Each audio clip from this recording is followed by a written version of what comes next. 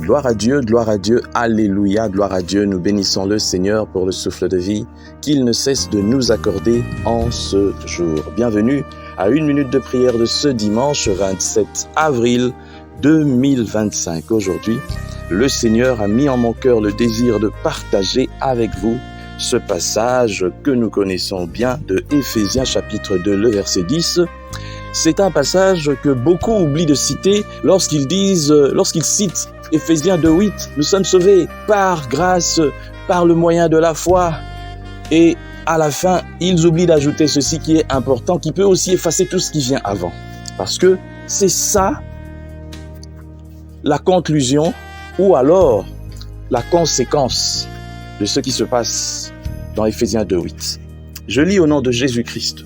Car nous sommes son ouvrage, ayant été créés en Jésus-Christ, pour accomplir des bonnes œuvres que Dieu a préparées d'avance pour nous. Alléluia. C'est difficile de convaincre le monde que nous sommes enfants des dieux lorsque nos actes prouvent le contraire. C'est tout ce que je m'évertue à dire tous les jours dans mes prédications. Tu ne peux pas dire aux gens que tu es enfant des dieux, mais lorsque tu vis dans le dévergondage, lorsque tu vis comme tu veux, ça ne peut pas être vrai. Alors là, tu mens à toi-même parce que Dieu connaît la vérité. Rappelez-vous ce que j'ai dit il y a quelques jours, et c'est ce que la Bible dit d'ailleurs. Le Seigneur connaît ceux qui lui appartiennent, et ceux qui appartiennent à Dieu sont ceux-là qui accomplissent ces bonnes œuvres qui ont été préparées d'avance. C'est ici que trouve la concrétisation de l'épître de Jacques. Parce que l'apôtre Jacques parle des actes, il parle des œuvres. Comment peux-tu dire à quelqu'un que j'ai la foi lorsque tu ne pratiques pas? Alors, j'aimerais attirer l'attention de quelqu'un ce matin.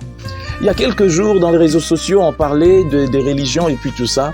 Alors, il y a beaucoup d'amis musulmans qui ont dit non, mais voilà, vous dites que vous êtes chrétiens, vous les chrétiens là, vous verrez, sur 1000, peut-être il y a 2 seulement qui pratiquent. Alors, de poser la question, mais c'est quoi pratiquer selon toi? Alors, la plupart de ceux qui m'ont répondu disaient non, comme nous les musulmans, on fait 5 prières quotidiennes, comme nous, on fait ceci, et puis il y a cela, lorsqu'il y a jeûne, carême, et puis tout ça, on fait... Alors moi, de rire un peu. Et j'ai dit alors les catholiques font quoi? Ah, vous verrez peu de catholiques seulement qui suivent le carême, qui vont à l'église tous les dimanches, qui font ceci, qui donnent l'aumône aux pauvres, qui donnent... Je leur ai dit directement que toutes ces choses-là ne vont pas faire entrer quelqu'un au paradis. Ah non, mais comment? Je dis oui, même si tu donnais tous tes biens aux pauvres, la Bible le dit et c'est le Seigneur Jésus-Christ. D'ailleurs, vous les musulmans, vous croyez que Jésus viendra vraiment juger le monde, non? Alors Jésus, en qui vous croyez, a dit que même quand tu vendrais tout, mais si ton cœur est encore éloigné, tu n'y entreras pas. Parce que vendre les choses que tu possèdes, c'est bien, mais ton cœur, il y en a qui viennent donner des offrandes pour le superflu. Et il y en a qui donnent tel que vous le dites, tout simplement parce que la religion l'oblige. Mais le vrai don vient du cœur. Commençons d'abord par poser des actes dignes. Tu peux pas dire, moi je suis enfant des dieux, je suis sauvé, mais tu vis dans le péché. Tu prends les gens pour des idiots ou quoi? Toi, tu es reconnu pasteur, tu chantes, tout le monde te connaît. Tu es chantre, tu es une femme, tu as une belle voix et puis tout ça. Tu dis Jésus, Jésus, et puis des fois quand tu pries, tout ça, tu parles en langue dans tes concerts, tout ça. Mais ta vie que tu mènes tous les jours ne glorifie pas le Seigneur. Tu es un imposteur. Tu es un aventurier. Et moi, je le dis toujours, tu peux être tout ce que tu veux. Tu peux être le pasteur le plus puissant parce que tu as la plus grande église. Mais ton cœur sait qui tu es. Peut-être que tu as touché d'autres histoires. Le Seigneur connaît ceux qui lui appartiennent. Mais du moins, si nous sommes sauvés, nous devons produire ou reproduire poser des actes qui glorifient le Seigneur et qui prouvent que nous sommes sauvés. Celui qui est sauvé ne vit plus dans le péché. Celui qui est sauvé n'est plus dans la méchanceté. Celui qui est sauvé n'est plus dans la jalousie. Celui qui est sauvé n'est plus dans les meurtres, n'est plus dans les détournements des deniers publics, n'est plus dans le mensonge, n'est plus dans tout ça. Tu peux pas être sauvé, dire que je suis sauvé parce que toi, on t'appelle seulement pasteur et puis tu dis non, moi, je peux pas faire, mais tu fais.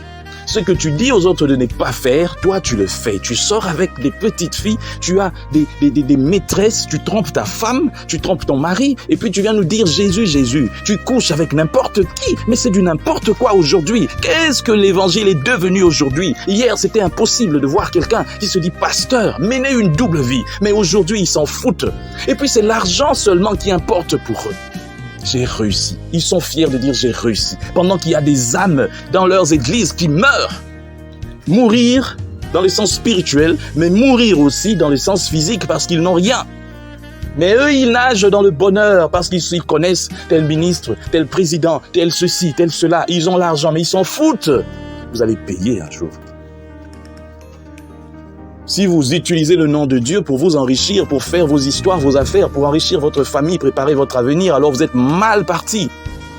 Il était mieux pour vous, il aurait été mieux pour vous d'être homme d'affaires, de faire n'importe quoi. Mais Dieu, on le sert en vérité, en esprit en vérité. Il y a quelque temps avant, lorsque j'avais commencé une minute de prière, je me plaignais, mais Seigneur, pourquoi je n'ai pas beaucoup de followers? Pourquoi?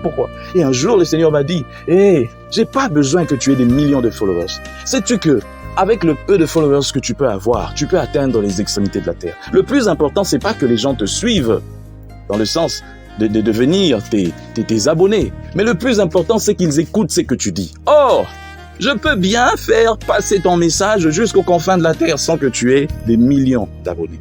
Et aujourd'hui, je remarque que de plus en plus, les paroles que le Seigneur met en moi transforment le cœur, c'est plus important. Si je prêche et qu'en une année, il y a 5 personnes qui peuvent venir à Christ, pendant qu'il y a quelqu'un qui a une église de 100 000 personnes, mais personne dans cette église ne se répand, je suis mieux coté que lui. Et gloire à Dieu. Je bénis le Seigneur pour tous ceux-là qui prêchent l'évangile, qui ne le font pas par profit. Il y en a peu, surtout dans un pays comme la RDC. Il y a peu de gens qui prêchent l'évangile, non pas par profit. Je bénis le Seigneur de m'avoir mis aux côtés de mon mentor, maman Gertrude Potiad. Et je bénis le Seigneur pour le pasteur, révérend pasteur Teddy Voba. Parce que ceux-là, je sais, personne ne peut me tromper. Ils servent Dieu avec tout leur cœur et sans intérêt. Que Dieu bénisse sa parole, qu'il bénisse tous ceux qui me suivent, que Dieu concrétise les projets de tout un chacun, et surtout qu'il fasse de nous des pêcheurs d'hommes, et des gens qui agissons comme des vrais témoins de Jésus-Christ. Au nom de Jésus-Christ, Amen. Bon dimanche à tous.